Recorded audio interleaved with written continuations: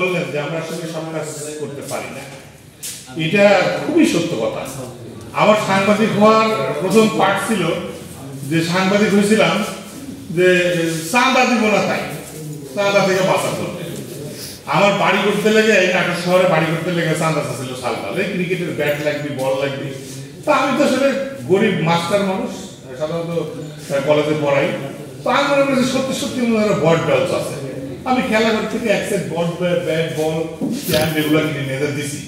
ওগুলো দেখে ওরা হ্যাঁ হ্যাঁ করে হাসতেছে। কি মানে ওরা হয়তো ব্যাট বলের উচিত টাকা বুঝিনি, গ্রামের সবার ছেলে আমি বুঝিনি।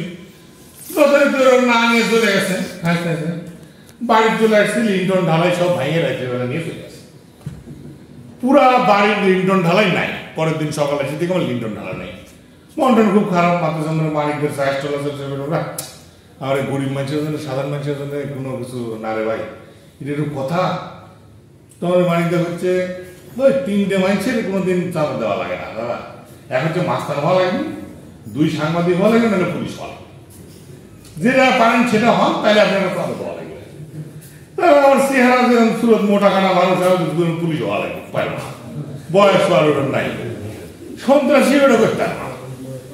এক হলে হইতে পারি সাংবাদিক মনে হয় হওয়া যায়। যাই হোক, তারপরে সংগ্রাম শুরু, সাংবাদিক হইলেন। কিন্তু দুর্ভাগ্যজনক সাংবাদিক হয় দেখলাম এটিও কিছু করার নাই।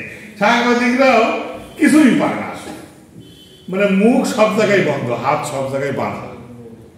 এই সাংবাদিক